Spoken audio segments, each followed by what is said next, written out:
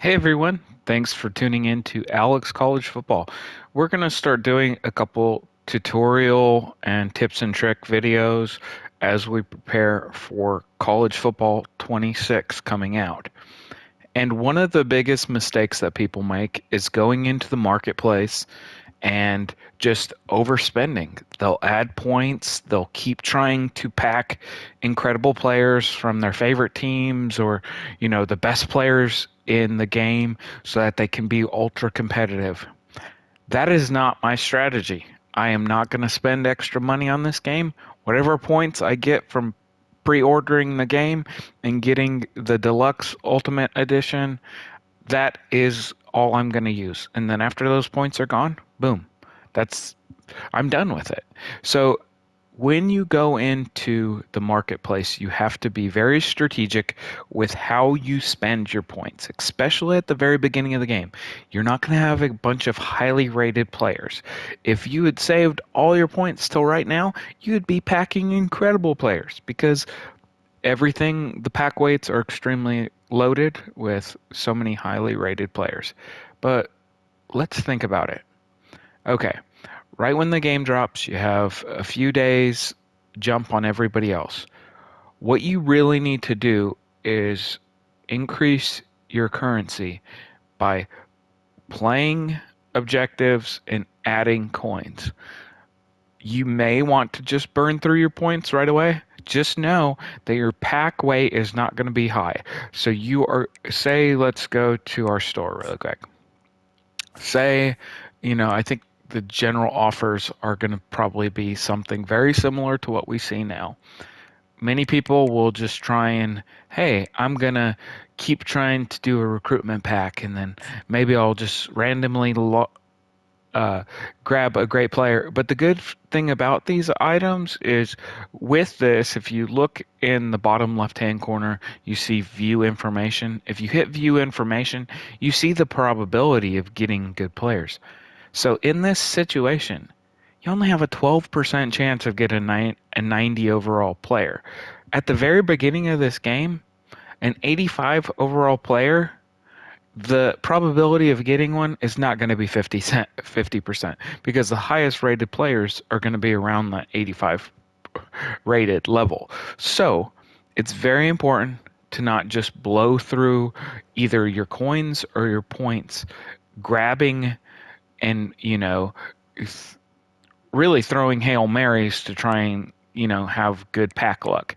So, and I've posted a couple of my pack videos this year. I have got very lucky, but I haven't put a lot of, importance on packing good players because with this store, it can be very, very addictive. It can be, oh, I'm just going to keep chasing after that player. I'm going to grind it out. My favorite part about the store is say you have a bunch of extra players in your roster and you have a bunch of players that you never play with. You can sell off those players if you can't if if they're not auctionable, you can just get rid of them and you'll get training currency for them. The nice thing about training currency is you can use those training currency to get special players, packs, whatever else. So what I like to do is I'll load up a bunch of training, which is that purple training currency shown on the screen, and I will take my chances here. Like this is ridiculous. Eight, that's 800,000 coins. But like you get a 97 overall epic or 99 overall rewind player. That's pretty good, right? Like not a lot of people have those on their lineups. But you may just be able to save them up and then, you know, repeat grabbing more players that are not auctionable and tradable.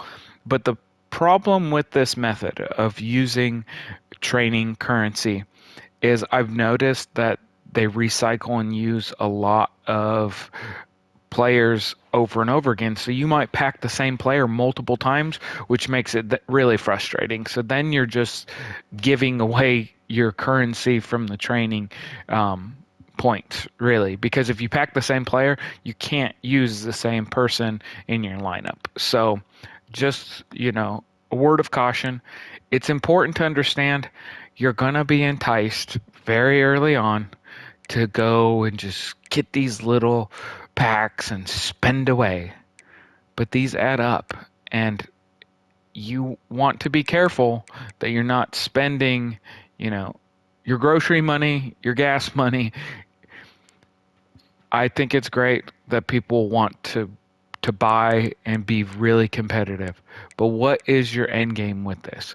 This game is going to recycle, and they're going to have a new version of it in a year from now. So do you want to put hundreds and even thousands of dollars into a game that is just going to reset in a year from now? I do not think that's the best method. I think the best method is you might have to go and grind out some solo seasons just to get some coins, just to get some easy packs. You might have to do some of the, tedious and time consuming challenges early on. So like if we go way back when, is you have to go through these ultimate team challenges to build a roster that can help you be competitive in the head-to-head matchups. So once we get to champs, and as you can see, this week I have laid a massive egg and have not played very well in champs. I am kind of already mentally prepared to move on to the next iteration of this game in EA Sports College Football 26. That is a mouthful. But we need to think of what are we going to do. We've already gone through roster building, but what are we going to do with the marketplace to where we're utilizing our points and our coins to build the most effective team that's going to help us win games. And this isn't all about winning games. It's about having fun too, right? If I'm going to play weekend league and say, for example, I'm 2-4 this week.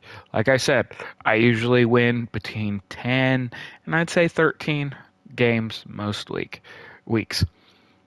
What kind of roster do I need to do to remain competitive week in, week out? Early on, I was able to build a roster where a lot of my players now have that BND tag to where I can't sell them. They're not auctionable. They're not tradable. But when I did have a lot of them, I would use them up for my weekend play, and then I'd sell them off. And then I'd keep some coin currency if I wanted to get a specific player. But my strategy has kind of changed throughout the whole season because I just don't have as much time as I did early on to play this game. So think of ways that you can build a good roster, utilize the marketplace to get a stronger squad, and then what is your end game? This game is going to recycle in a year from now, so don't waste all your time spending up all of adding points, spending real hard-earned dollars on something that's just going to recycle. So appreciate you all tuning in. Please click a like, please subscribe, please share this, and we're just ready for 5 weeks from now when the next iteration of this game drops. Peace. I'm out of here.